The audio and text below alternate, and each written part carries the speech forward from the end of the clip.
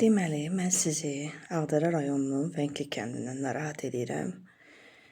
Oktyabrın 9-dan Ağdərə rayonunun Vəngli kəndinə köçmüşük və dəfələrlə də müraciətim olub sosial platformalardan cənab prezidentimizə. Cənab prezidentimiz, yəqin ki, olan haqq hesablardan xəbəriniz var. Yəqin ki, olanları artıq görürsünüz sosial şəbəkələrdə. Biz 44 günə alınan Qarabağı aylardır bərpa edə bilmirlər. Və bu günlərim deyəndə də deyirlər ki, Qarabağda abadlaşmış işlər görülübdür. Hansı abadlaşmış işlər görülüb? Bu günlərim Ağdərədə bir dənə aptek yoxdur. Bir dənə xəstəxana yoxdur. Yollar desəniz bərbad. Mağaza deyilən bir şey, Obamarketdən başqa heç bir şey yoxdur burada. Kapital pul çıxartmaq üçün sən məcbursan 35 manat verib taksiyə gedib düşəcəksən Xankəndində. Ancaq Xankəndini abadlaşdırmısınız. İndi sözüm sizədir. Cənab prezident, nə qədər biz əziyyət çəkəcəyik? Biz zaten çadır şəhərciklərində böyümüşük. Mən çadır şəhərciyində böyümüşəm. Və bu günlərimdə ən ağır qazinin övladıyam, ən ağır şəhid ailəsinin övladıyam və özüm də Heydər Əliyev fondunun qeydiyyatındayam. Sizə səslənirəm. Nəyə görə nümayəndələriniz, yəni istəyir Xankəndinin, istəyir Ağdamın. Emin Heçməvək şəhid ailəsini tanımır, qazini tanımır. Nəyə görə maraqlanmırlar sakinlərlə? Amma siz gələndə oynaya qabağınıza yürürlər ki, belə abadlaşmış işlər görmüşük. Niyə bəzəkli yerləri göstərirsiniz? Niyə üstün bəzirsiniz, altını göstərmirsiniz ki, altdakı vəziyyətlər nə gündədir? Ayıb deyil. Hamı deyir ki, qaçqınlar köçmür, qaçqınlar köçmür. O qaçqının biri mənəm. Bəli, köçmürəm. Düzdür, köçmüşəm, Vəngdəyəm artıq, yaşayıram. Amma peşmanam köçməyimə.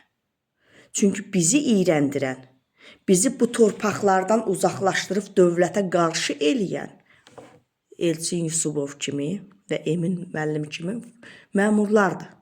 Ağdamın prezidentin xüsusi nümayəndəsi kimi. Mən gedirəm Elçin Yusubovun qəbuluna, mənə deyir Qarabağda yaşamaq.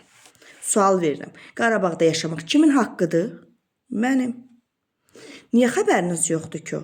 Xankəndində obyekt götürürlər icarəyə, gündəlik evlər verirlər kirayələrə, gündəlik otellər təşkil edirlər. Bunları görmürsünüz? Bunlara vaxt ayıra bilirsiniz, bunlara şərait yarada bilirsiniz bir qurum olaraq. Amma Vəngli sakinlərinə şərait yarada bilmirsiniz. Və bu insanların həyatı təhlükə edir. Siz bizi nə hesab edirsiniz? Bizi qırmaq üçün gətirib yığmışsınız bura təkrar. Biz zaten onsuz da qırıldıq 92, 93, 44 günlükdə. Nə istəyirsiniz?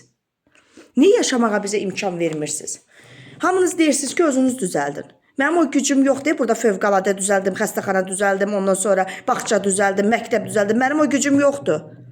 100-150 nəfər ailə köçüb, hamısı qapısını bağlayıb çıxıb gedib. Hara baxsan ay Rövşən Rzayev. Bu Aliverdən başını at. Burada cəmaatın balaları qırılmadı ki, Rövşən Rzayev sən Aliver yeri eləyəsən Qarabağı. Bizim balalarımız qırıldı ki, bugünkü gündə biz sakinlər normal yaşayaq. Bizimkilər qırılmadı ki, sən buradanı ticarət yer eləyəsən, Aliver yer eləyəsən. Ağdərədə bir nəfərə 5 otaq ev vermirsən. Götürmüsən məni Küşaq anası, xəstə atamla bir yerdə ev vermirsən. Halbuki mənim atamın səhhətinə, psixoloji durumuna görə onunla yaşamağa qanun icazə vermir. Amma sən mənim şəraitimi onunla bərabər qurmuşsan. Gəlin Vəngdə bağlı, ağzı bağlı qalan evlərə baxın da. Hara baxırsınız siz? Niyə maraqlanmırsınız? Hansı qurumsuz siz? 93-dən, 92-dən, 90-cı illərdən bu torpaqlar bizim olub. Bizim ata-babamızın olub. Nə Rövşənin olmayıb, nə Nazirevin olmayıb, nə polis rəisinin olmayıb, nə xüsusi nümayəndənin olmayıb. Bizim olub, bizim. Bax, mənim kimsinin olub. Amma mən bu günlərim öz torpağımda qonaq kimi yaşayıram. Niyə? Qaytarmısan da mənim torpağımı. 3 illik müqavilə ilə qaytarmısan. Niyə 3 illik müqavilə ilə? Mən erməniyə verəndə 3 illik müqavilə ilə vermişdim torpağımı.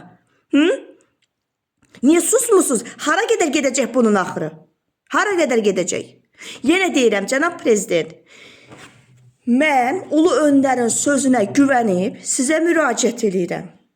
Və bu günlərim Ulu Öndərimiz sağ olsaydı, mən bu günlərim bu şəraitdə yaşamazdım. Çünki mənim atam Çernobılda olanda Azərbaycanlı olaraq birinci Heydər Əliyev keçmişdi tamojnunu, ikinci ona dəstək üçün mənim atam keçmişdi. Və bu qanunla da araşdırıla bilər.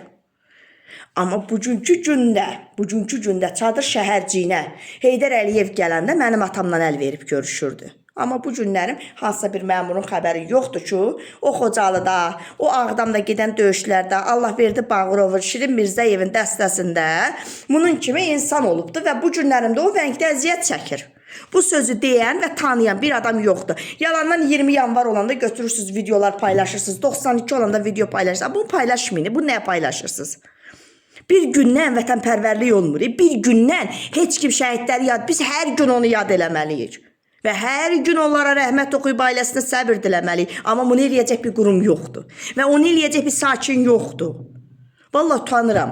Şəxsən bir şəhid ailəsi kimi mən utanıram, mən xəcalət çəkirəm. Bugünkü gündə bu yerlərə baxanda, burada gedən ticarətlərə baxanda görün nə vəziyyətdir ki, mən obyektim üçün stol gətirmək üçün nümayəndəlikdə Elmirə müraciət edirəm. Pul olana aktı yazır verir, mənim kimisinə deyir ki, prezidentin göstərişi var. Prezidentin nəyə göstərişi var? Göstəriş verir ki, nümayəndənin əməkdaşları aparsın ikinci əl-əşya kimi erməninin əşyalarını satsın. Buna icazəsi var prezidentimizin. Bəsdir, prezidentin adından yalandan danışırsınız.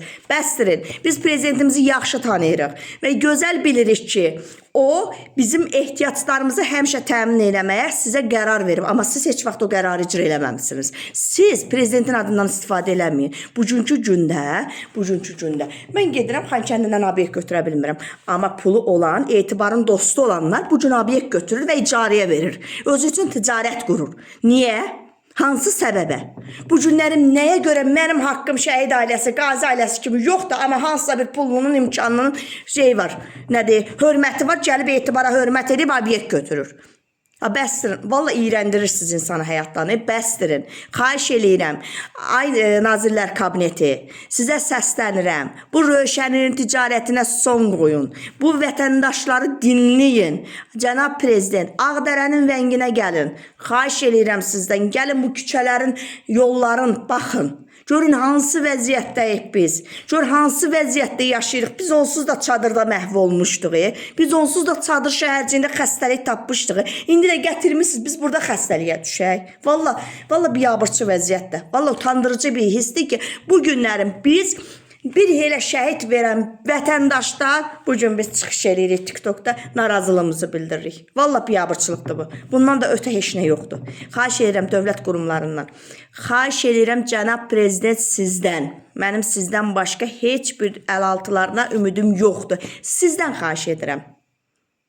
O akt əsasında postdan keçən tırlar yoxlanılsın. Xahiş edirəm. Xankəndində icarəyə verilən obyektlər yoxlanılsın və xahiş edirəm sizdən, bizə dəstək olun. Biz sizin yumruğunuzu qaldıranda sizə dəstək olduq və siz də bugün xahiş edirəm mənə dəstək olun.